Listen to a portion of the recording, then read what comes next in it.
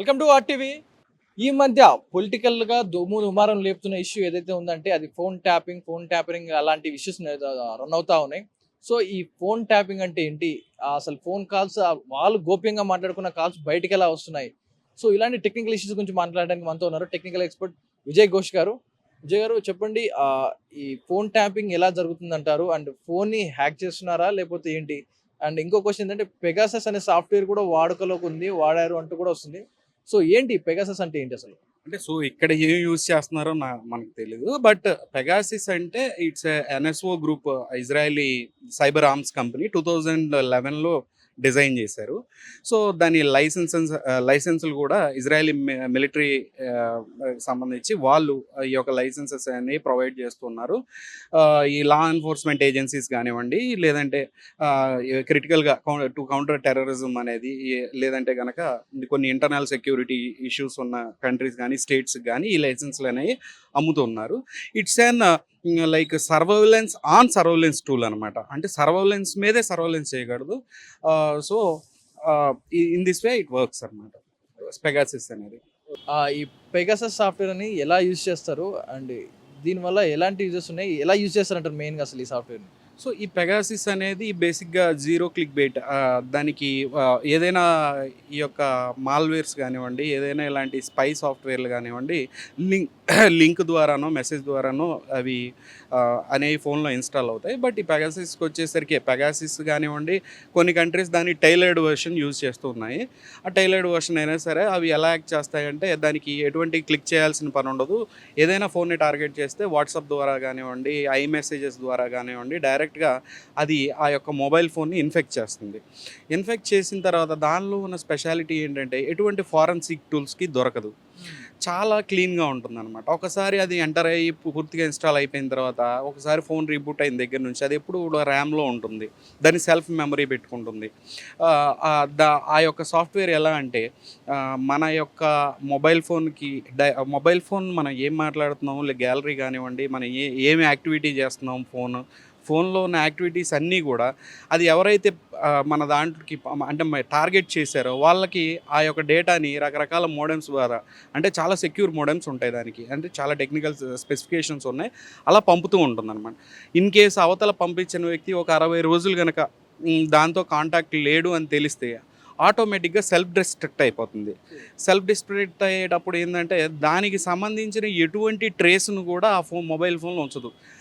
దానికి ఆ యొక్క స్పైవేర్కి సంబంధించి, ఆ యొక్క టూల్కి సంబంధించి ఈ ఫోన్ ఆ ఫోన్ అని లేదు. మొబైల్ ఫోన్ ఏదైనా ప్రపంచంలో దేన్నైనా సరే అది టార్గెట్ చేయగలదు. అట్ ద సేమ్ టైం మనకి మన మన ఫోన్ కెమెరాని డైరెక్ట్గా రిమోట్గా ఆపరేట్ చేసి చూపించగలదు. మన ఫోన్కి సంబంధించిన మైక్ని ఆన్ చేయగలదు. అంటే దానికి ఒక కాల్ చేయాల్సిన అవసరం లేదనమాట. మనం ఇప్పుడు నేను మాట్లాడుకుంటుంటే ఆ కాన్వర్జేషన్ వింటారు, ఎందుకంటే కాల్ బిల్డ్ అయింది కాబట్టి. దీనికి కాల్తో పని లేదు. ఎవరైతే దాన్ని ఇన్స్టాల్ చేస్తారో దాంట్లో, అంటే దాన్ని టార్గెట్ చేస్తారో మొబైల్ని, డైరెక్ట్గా మైక్ ఆన్ చేసి మైక్తో వినొచ్చు అనమాట. మన ఫోన్ మైక్ ఆన్ చేసి దానికి కాల్ చేయాల్సిన అవసరం లేదు. సో దానిలో ఉన్న డేటాని వాళ్ళు చూడొచ్చు. రకరకాల సర్వేలెన్స్ అంతా చేయొచ్చు అనమాట.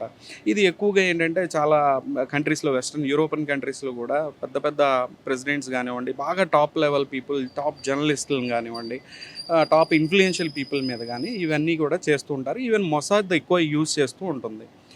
సో అది ఈ పెగాసిస్ అనేది. మీరంటుంటే ఒక చిన్న డౌట్ వచ్చింది. పొలిటికల్‌గా గానీ, డబ్బున్న వాళ్ళు గానీ, ఎవరైనా గానీ ఐఫోన్స్ ఎక్కువ వాడుతా ఉంటారు. ఐఫోన్ అంటేనే బాగా సెక్యూరిటీ, సేఫ్ అండ్ సెక్యూరిటీ అంటారు. సో, అలాంటి సేఫ్ అండ్ సెక్యూరిటీలోకి ఈ పెగాసస్ ఎంటర్ ఎలా అవుతుందంటారా? ఎనీ ఫోన్, ప్రపంచంలో ఉన్న ఏ ఫోన్లోకైనా అది ఎంటర్ అవ్వగలదు. దానికంటూ సపరేట్ చెప్పాను కదా, క్లిక్ బైట్స్ ఉండవు అనమాట. ఏదైనా మాల్వేర్ మన ఫోన్లో ఎంటర్ అవ్వాలంటే మనం ఒక లింక్ని ప్రెస్ చేయటమో, ఏదైనా అన్వాంటెడ్ సాఫ్ట్వేర్ అప్డేట్ చేస్తుంటే అది ఎంటర్ అవ్వటమో జరుగుతుందనమాట. ఏదైనా మీరు అప్డేట్ అని వచ్చినప్పుడు ఏదైనా మీకు సంబంధించిన యాప్ని. బట్ ఇది అలా కాదు.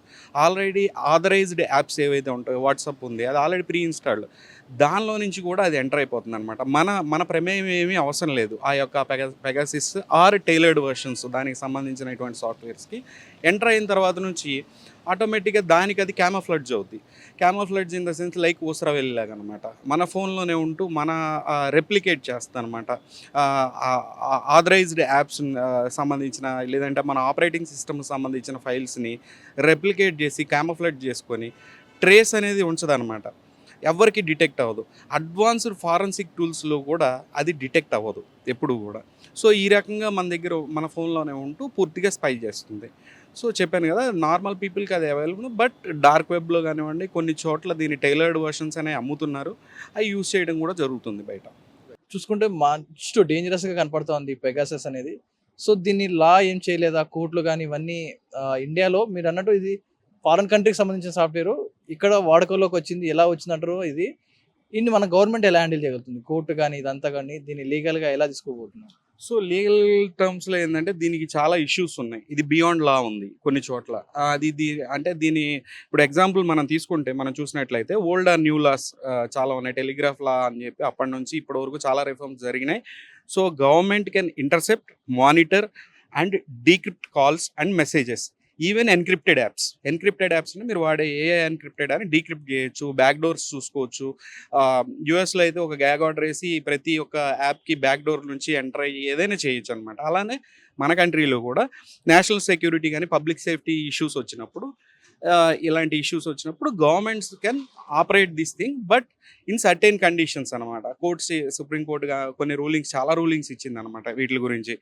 సో ఇక్కడ ప్రాబ్లం ఎక్కడ అవుతుందంటే జ్యుడిషియల్ ఓవర్ సైట్ అనేది ఇక్కడ ల్యాక్ అవుతుంది. ఇక్కడ మీరు చూసినట్టయితే దీని రివ్యూ మొత్తం కూడా పవర్ సోలబిలిటీ టు హోమ్ సెక్రటరీ లెవెల్ వరకు ఉంది. So no judicial oversight. So judicial oversight లేకపోవడం మూలాన ఏమవుతుందంటే ఇది ఎక్కువగా ట్రాన్స్పరెన్సీ ప్రాబ్లమ్స్ అనేవి వస్తూ ఉన్నాయి. సో ఆల్సో లైక్ ఈ లీగల్ పవర్స్ కానివ్వండి, ఎస్ ఇన్స్టాల్ చేయడం అనేది వితౌట్ ఎనీ పర్మిషన్ అనేది ఇన్స్టాల్ చేయడం అనేది ఇట్ ఈస్ ఇల్లీగల్. బట్ ఇక్కడ ట్రేసెస్ అనేవి ఉండవని చెప్తున్నాను. ఇలాంటి సాఫ్ట్వేర్స్ ఏంటంటే ఎటువంటి డిజిటల్ ఫుట్ ప్రింట్స్ కానివ్వండి, ఎటువంటి బయోమెట్రిక్స్కి సంబంధించి ఎటువంటి ట్రైల్ అనేది వదలనప్పుడు మీకు ఇంకా కోర్టులో దాన్ని ప్రూవ్ చేయడానికి కూడా ఏదో అనుకుంటాం అయ్యింది అనేది తెలుస్తుంది, కానీ బట్ దాన్ని ప్రూవ్ చేయడం చాలా కష్టం అని చెప్తున్నాను. వరల్డ్ వైడ్గా చాలా కేసులు మనం చూసినట్లయితే కనుక చాలా చోట్ల అది అడ్మిసిబుల్ అవ్వలేదు. ఎందుకంటే కోర్టుకి కావాల్సిన అంత ప్రాపర్ ప్రూఫ్, అంటే అంత పొటెన్షియల్గా ఉండే ప్రూఫ్ ఏది కూడా అది మిగల్చకుండా వ్యానిష్ అయిపోద్ది. Like water in a water లాగా అక్కడికక్కడే ఆ యొక్క స్పైవేర్ అనేది, ఆ టూల్ అనేది ఫోన్లోనే మాయమైపోద్ది, డైల్యూట్ అయిపోద్ది లైక్ దాంట్లోనే. సో ట్రేసెస్ ఏమి ఉండవు. అడ్వాన్స్ ఫారెన్సిక్స్ కూడా అది కనుక్కోవడం చాలా కష్టం అనమాట. ఇట్స్ లైక్ ఏ మిత్ లాగా ఉంటుంది. అది నేను చెప్పదలుచుకుంది. రైట్. పొలిటికల్‌గా అయితే ఇప్పుడు పొలిటీషియన్స్ మీద ఈ ఫోన్ ట్యాంపరింగ్ కేసులు అయితే నడుస్తూ ఉన్నాయి. వాళ్ళ కాల్ రికార్డ్స్ బయటకు వచ్చాయి అంటున్నారు. సో అది నిజంగా ఎలాంటి సాఫ్ట్వేర్స్ వాడి వాళ్ళ కాల్స్ తీసుకున్నారా? మీరన్నట్టు ఆ పెగాసస్ వాడి ఏమైనా కాల్ రికార్డ్స్ తీసారా? లేకపోతే ఏమన్నా జామర్స్ వాడి తీసారా? లేకపోతే టెలికాం కంపెనీ నుంచే రికార్డ్స్ తీసారా? ఎలా అయి ఉండొచ్చు అంటారు? వాళ్ళ కాల్ రికార్డ్స్ బయటకి ఎలా వచ్చింది అంటారు? When it comes to internal security, ఇప్పుడు స్టేట్ గవర్నమెంట్ ఎలా వాళ్ళు మానిటర్ చేశారు అనేది మనకి తెలీదు. యాజ్ ఎ కామన్ పీపుల్ మనకి ఆ ఇన్ఫర్మేషన్ అనేది ఉండదు. As investigation is going on. వాళ్ళు ఏం చేశారనేది ఇప్పటివరకు అయితే మనకు ఉన్న న్యూస్ ఏంటి, 2024 జూన్లో ఫైల్ అయిన ఛార్జ్ షీట్ ప్రకారం 1200 ఫోన్లు మొత్తం ట్యాప్ చేయడం జరిగింది. దానిలో పొలిటీషియన్స్ కానివ్వండి, జర్నలిస్టులు కానివ్వండి, బిజినెస్ మెన్ కానివ్వండి, judges and activists and celebrities అన్నారు. So at the same time actors A, actors B అని చెప్పి ఎలిగేషన్స్ ఉన్నాయి. బట్ దానికి క్రెడిబుల్ ఎవిడెన్స్ ఏం లేదు. బట్ 1200 ఫోన్స్ వర్ ట్యాప్డ్ అని చెప్పేసి అన్నారు. ఈ supreme court already I said అంటే not in support of any party, but వాళ్ళు ఏం చెప్తున్నారంటే ఇఫ్ యూ హ్యావ్ ఎనీ ఇంటర్నల్గా ఇష్యూస్ ఉన్నప్పుడు కానివ్వండి, ఏదన్నా స్టేట్ లెవెల్లో ఈ యొక్క శాంతి భద్రతలకు సంబంధించి కానివ్వండి, లేదంటే ఇంకోటి మానిటర్ కొన్ని పరిస్థితుల్లో కొన్ని చోట్ల మానిటర్ చేయొచ్చు త్రూ ఇన్ లీగల్ వేస్ అని చెప్పి ఉంది. సో ఇలా చూసుకుంటే కనుక మీరు అప్పుడు తెలంగాణ సపరేట్ అయిన తర్వాత ఒక 10 years పాటు ఉమ్మడి రాజధానిగా ఉంది ఇది హైదరాబాద్ అనేది, ఆంధ్రప్రదేశ్కి కానీ తెలంగాణకి కానీ. So maybe state government thought it necessary to monitor people ఎందుకంటే ఉమ్మడి రాజధాని అన్నప్పుడు they might have some concerns. ఒకవేళ అలా కూడా చేసి ఉండొచ్చు, అలా కూడా వాళ్ళు డిఫెండ్ చేసుకోవచ్చు అనమాట. మేబీ ఎందుకంటే అంతే కదా, శాంతి భద్రతలు అంటే 2 స్టేట్స్కి ఒకటే సిటీ అయ్యేసరికి కొంచెం వాళ్ళకి ఏమన్నా ఇష్యూస్ వస్తాయి కాబట్టి, లేదంటే ఈ రకమైన ధోరణిలో కూడా వాళ్ళు చేశాము అని చెప్పి చెప్పుకోవచ్చు. బట్ వాట్ ఎవర్ లాస్ట్కి వచ్చేసరికి ఏదైనా సరే ప్రాపర్ పార్లమెంట్లో లేనప్పుడు it's a crime. But as of now ఏంటంటే అది ఇన్వెస్టిగేషన్ లెవెల్లో ఉంది కాబట్టి we don't want to talk. But I always say for anyone, privacy is a myth just like democracy. So privacy అనేది ఎప్పుడు మిత్తే. లైక్ డెమోక్రసీ అనేది కూడా ఉంది అని అంటారు, కానీ దానిలో మనం బతుకుతూ ఉంటాం అనేది నా అభిప్రాయం. సో మనం ఏదైనా సరే ఫోను, జయశంకర్ గారు ఆల్రెడీ ఒకసారి ప్రెస్ మీట్లో చెప్పారు, ఏదైనా ఫోన్ని 3 నెలల పాటు మనం వాడాము, ఒక కొత్త ఫోన్ కొని 3 నెలల పాటు వాడాము అని అంటే మనకంటే ఎక్కువ అదర్ ఎండ్లో ఉన్నవాడికి మన గురించి ఎక్కువ తెలుస్తుంది అని. So we're already exposed. So ఇప్పుడు నా పర్సనల్గా నేను చెప్పేది ఏంటి, సో 4 పొలిటీషియన్లు 2 జడ్జిల్లో ఎవరినో ఫోన్ ట్యాపింగ్ చేశారనేసరికి ఇలా సీరియస్ అవుతూ ఉన్నారు గవర్నమెంట్ కానివ్వండి. డైలీ బేసిస్ మీద కామన్ పబ్లిక్ డేటా చౌర్యం జరుగుతుంది. మనకు సంబంధించిన డేటాని డార్క్ వెబ్లో మా జీబీల లెక్క అమ్ముతున్నారు. 100 GB 50 రూపీస్ అని, 100 అని, $100 అని, కోటి మంది ఫోన్ కాంటాక్ట్లు మీకు $1కి ఇస్తున్నామని చెప్పేసి విచ్చలవిడిగా ఏది పబ్లిక్కి మామూలు కామన్ పీపుల్ డేటాని అమ్ముతున్నారు. ఆ కామన్ పీపుల్ డేటాని స్కామర్లు కొనుక్కొని వాటిని ఎగనెస్ట్గా మళ్ళీ మనకి ఎగనెస్ట్గా యూజ్ చేసి స్కాములు చేస్తూ ఎంతో డబ్బు కోల్పోతూ ఉన్నారు.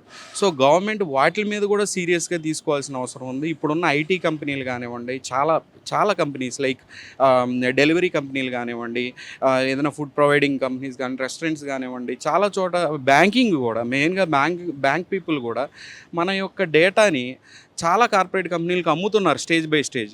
ఒక హాస్పిటల్ తీసుకోండి, ఫార్మా కంపెనీలకు అమ్ముకుంటున్నారు, అక్కడ నుంచి ఇంకోటికి అమ్ముకుంటున్నారు, అక్కడ నుంచి చివరికి డార్క్ వెబ్లో తేలుతుంది అనమాట. ప్రతి ఒక్క సిటిజన్స్ డేటా మీరు చూసుకుంటే అయితే రిపోర్ట్స్లో ఎక్కువగా ఎక్స్పోజ్ అయింది ఇండియానే అని చెప్పి చాలా క్లియర్గా ఉందన్నమాట. సో వీటి మీద కూడా చర్యలు తీసుకోవాలి. డేటా చౌర్యం అనేది ఎక్కడి నుంచి జరుగుతుంది, పీపుల్స్ డేటా ఎక్కడి నుంచి వెళ్తుంది, ఎలా ఎక్స్పోజ్ అవుతున్నారు, ఎటువంటి క్రైమ్ జరుగుతుంది అనే వాటి మీద కూడా సీరియస్గా గవర్నమెంట్ కనుక, అంటే ఇప్పుడు నుంచి అవ్వట్లేదు, ఏనాటి నుంచి అవుతుంది. సో ఇప్పుడు కొత్త గవర్నమెంట్ వచ్చింది కాబట్టి వాళ్ళు వీటి మీద కూడా సీరియస్గా తీసుకుంటే బాగుంటుంది అనేసి నా అభిప్రాయం. రైట్, విన్నారు కదా ఈ ఫోన్ ట్యాపింగ్ అనేది. విజయ్ గారు చెప్పినట్టు ఆ మాటలు ఏంటంటే ఫోన్ ట్యాపింగ్ అనే చిన్న ఇష్యూలానే కనపడుతుంది, ఎందుకంటే దీని వెనుక చాలా పెద్దగా ఉంది. ఒక డబ్బున్నవాడు పొలిటీషియను అండ్ ఇంకా వాళ్ళతో పోల్చుకుంటే సామాన్యుడు డేటా కూడా చోరీ అవుతూ ఉన్నాయి. సో మన ప్రమేయం లేకుండానే మన ఫోన్లోకి ఆ మాల్వేర్ ఎంటర్ అవుతూ ఉంది, మొత్తం డేటాని చోరీ చేస్తుంది, డార్క్ వెబ్లో అమ్మేస్తూ ఉన్నారు.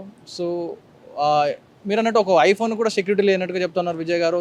దేంట్లోకైనా చొరబడతా ఉంది, సైబర్ క్రైమ్ పెరిగిపోతూ ఉన్నాయి రోజు రోజుకి. దానికి నిదర్శనం ఇదే. సో పొలిటీషియన్స్ ఉన్న వాళ్ళు, డబ్బున్న వాళ్ళకి కాల్సే ట్యాంపరింగ్ అవుతున్నాయంటే సామాన్యుడి పరిస్థితి చెప్పుకునే పరిస్థితి లేదు. సో ఇది దీనికి సంబంధించిన పూర్తి వివరాలు. అసలైన తొలి వెలుగు. ఫాలో వాట్సాప్ @తొలి వెలుగు official.